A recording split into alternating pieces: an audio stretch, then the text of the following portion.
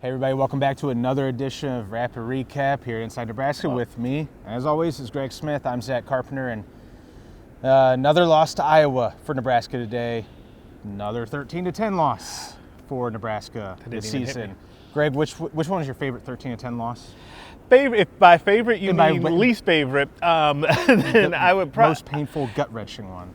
Honestly, this is not recency bias. I think it is this one. I think it's the one to Iowa. I think our last winner, the last time we talked about this, because it comes up so often, unfortunately, Minnesota was the pick there because of the way it kicked off the season. And Nebraska played so well in a lot of spots for that one and just had those unfortunate errors. And then the great catch in the end zone. I don't want to relitigate the whole thing. This one, though, to go from the moment where Tommy Hill picks off that pass, like that exact moment where you think he's got a chance to go back and do a pick six, to then where it ended up, it's a real gut punch. And having it be the last game of the season, having it be against Iowa, having to keep you from going to a bowl game. And I might add too, and I noticed this after the game, I kind of went to the middle of the field just to kind of take in the scene and to see kind of what the vibe was. There's an Iowa player kind of chirping at Nebraska's bench. And then there's this very loud "Let's go Hawks" chant. If I'm a Nebraska player, that's the last time I ever want to hear that chant, especially in my home stadium. It's a tough one all around. That's just a really tough one. It's going to be like Stephon Diggs looking at the Chiefs celebration at Arrowhead Stadium, AFC title game a few years ago, just soaking it in to give you more motivation when you don't really need it. You don't need extra motivation, I don't think, if you're a Nebraska player who's coming back next season. I mean, like you said, obviously I say it in somewhat jest, what's your favorite 13-10 loss? I mean, all three of them are just gut-wrenching for not even different reasons, for the exact same reason, because they all three followed the exact same script.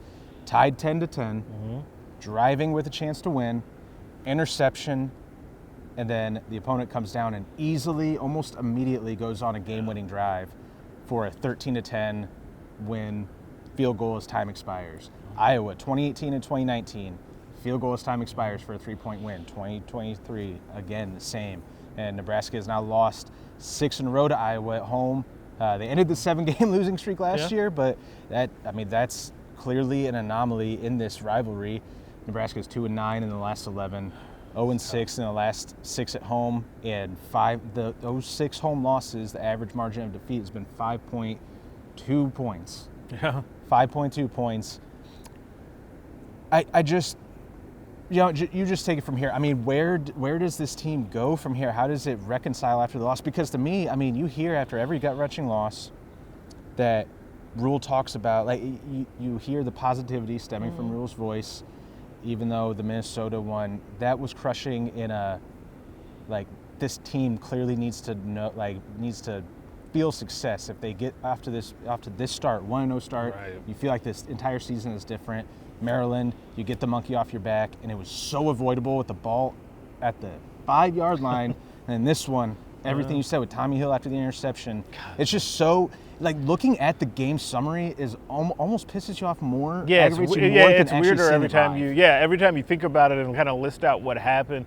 But it's interesting that you mentioned Matt Rhule and the positivity that he had after this game, and he's talked. And, this is not the first time this week actually that he's talking about kind of the health of the program, and if you did an autopsy and you look inside the guts of the program, that it'd be very healthy, and they've got buy-in from everybody, parents, everyone on down the line. And I do really believe bought that. it. I would 100% believe that. But I also believe, though, that, we heard from players after this game, and they were more upbeat about the future of the program than I thought that they would be. And even Alex Bullock, and I'm pointing because he was actually right over there, Alex Bullock talked about today after the game about how he didn't always feel that people actually believed that positivity in years past here at Nebraska and that things would get turned around. He said that is a real feeling right now inside of the building, and that they're excited to kind of get to work after you kind of take a little bit of a break, lick your chops, lick your wounds, all of that. But he thinks that it'll be a lot better going into year 2, knowing all of the expectations, knowing what the staff, how they kind of operate and want to work behind the scenes as well will really help everybody. And so I actually kind of was struck by the positivity, not just from Rhule, because we kind of do always hear that. And I think that that's the voice that he wants to project to his team. But then to hear the players really be positive about the outlook of the future was really striking to me. But yeah, there's the but. It's still, I think right now, for most fans, that falls on deaf ears only because you've heard that so much. Even if this is actually different and this feels different to the players that are inside the building, it's hard for fans to fully embrace that because to them, what do they see? 5-7, miss a bowl game, 3-point loss again, same result. That's what it feels like to them, even if that's not actually the truth once you kind of cut beneath that first layer. If I'm a Husker fan listening to Rhule after this game, and especially though after the players, and being so upbeat and positive in the moment, over the next however many hours, 24 hours, I don't know, in the immediate aftermath, I'm angry at the fact that there is so much positivity, and I get it. I get the anger and the frustration. I mean, all over our message boards, all over Twitter, YouTube comments, all of it. I understand it because it's frustrating, it's maddening, and inexplicable that it keeps happening. And I equate it to something like a husband or a wife is just continually disloyal. And after each time, you're still taken back, think it's going to be the same thing. Think it's going to be different. Think it's going to be different. And that's the same every time. Or a family member who continues to disappoint you. Continues to disappoint you, but they're family. So you love them. Even though you don't trust them, you can't help but try to believe in them, even though you deep down don't. That's how I think Nebraska fans are going to be feeling, that have been feeling. 3-18 in one-score games over the last 3 seasons now, led the nation in turnovers, second worst turnover margin in program history. There were just so many issues. Those are just a few of them. Talk me off the ledge here with the positivity. Why should Nebraska fans feel optimistic? Because I think there is hope for the future. I think the future is bright, but losses like the Maryland one, losses like today are going to sit in Rhule's head and haunt him all offseason. I think it should. I think it should sit in his head. It should haunt him. It should haunt the players. It should haunt everyone on staff. Everyone in the building should be haunted by these close losses. Even if you project positivity, I still think that there's room for strong reflection on what's happening, because Nebraska needs to figure out deep down, what's keeping them from being able to get over the hump in these close games. Now, there's a lot of different ways I honestly think that you could go for that. You talk about positivity. The growing pains of this year, with all of the young players that had to play, especially on offense, with all of the injuries, all the guys you didn't expect to count on this year that did play and get real live game experience, those guys will be a year better next year. Going through this, just to narrow it down to those freshman receivers, going through this year will help them tremendously going forward, right? So that will help them. The turnover situation, though, is something that I don't know how you just flip the switch on that. I have my own thoughts about where they need to go with quarterback. My tweet is not randomly going viral, but it is going viral right now. You're a popular guy, of course. Yeah, it is what it is. You're a popular guy with takes. Yeah, with my takes. I think that the two things that Nebraska needs to do right now is the top 2 priorities. Keep Tony White. Pay that man his money. Bump his pay. Yeah, I was going to say, and that's, in parentheses, bump his pay his money.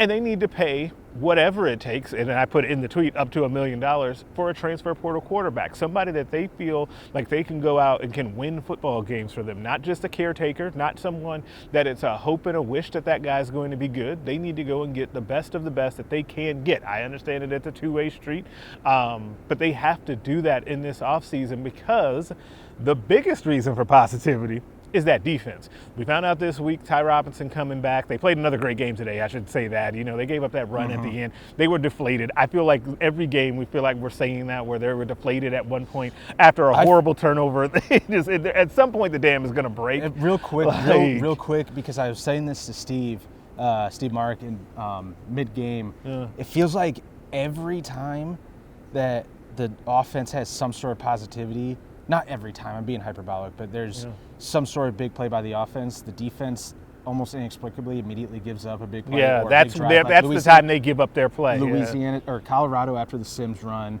Louisiana Tech, it happened for 2 drives straight until Nash Hutmaker came up with the 4th and 1 stand.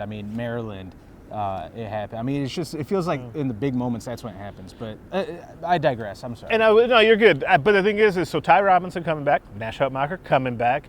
You're going to have, I think it's everyone at least on the 2 deep on the defensive line is scheduled to return. Several starters are guys that have played significant reps on the back end of the defense. They've got to figure out maybe inside linebacker, but you've got some guys kind of marinating behind the scenes that I think can step into those roles. Plus Javin Wright, another one of those young guys that played a lot, will be very good, I think, next year. So the positivity comes from the fact that you can count on that defense, which is why, once again, to circle back to my original point, it is vitally important that they figure out what they're doing with quarterback next season. I know that Matt Rhule and Marcus Satterfield get up there every week and say, we believe in these quarterbacks. The proof is in the pudding. Nebraska did not have a 1,000-yard passer this season. It was the first time that the program had that happen since 2014 when Tommy Armstrong, Taylor Martinez, and Ron Kellogg all, I think, threw over 100 passes. A couple of those guys actually turned out to be pretty good, but you don't want to have that. You do not want to have a year in which you don't have a 1,000-yard passer. That means you need to go and get yourself a quarterback, high 1890. Yeah, and I mean, maybe Nebraska fans need to start a GoFundMe. Nebraska quarterback. They actually technically have that. Yeah, I guess technically that is a fancy GoFundMe. Yeah. I mean, you're right, and I wonder if they need to bring in an outside evaluation for a quarterback, but like an outside point of view, scout of here's a quarterback you can go get. But they did that this year with Jeff Collins.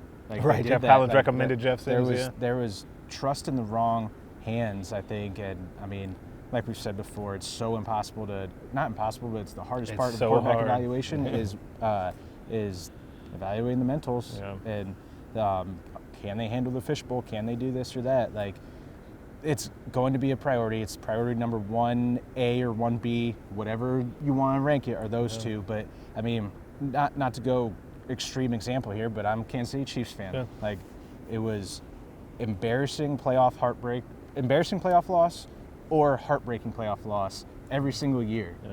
No matter who was our quarterback until we drafted Patrick Mahomes, and then his second year in the league after sitting for a year. Everything changed. I mean, everything changed from the bottom up to the top. It's that important, even in college football. Oh, yeah. I mean, college football, NFL is that important to get the right guy at quarterback. And I'm curious to see the quarterback transfer market, because I heard that it's projected out to not be that strong of a quarterback market in the transfer portal this offseason. But, I mean, we're sitting here November 24th. We don't know that yet. You never know.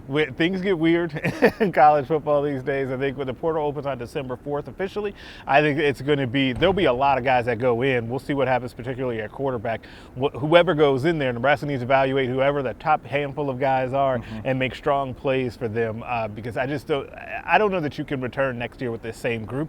I feel like Chubba Purdy has played his way into at least being in the conversation next year. As a backup. Yes, but as a backup. And I'm not trying to be harsh, but they've got to get this figured out. There has to be urgency around that based on what you're seeing from that defense, and where, if it was just up to the defense, this program would be very, very good, right? But they play offense too, and you need to go ahead and get the quarterback figured out. Ross Tucker, the CBS color analyst for the game today, Iowa kicked their first. They went up 7-0, right? 7-0, and then 10-0 with that field goal, and it was third and goal from the 5-yard line, I believe it was, I think it was the 8-yard line, 8 to 10. Similar situation as Nebraska Maryland, just as far as setup, third and goal from, I think it was the 10. Yeah. Sorry if I'm wrong. And he said, third and goal from the 10-yard line, and you're running the ball.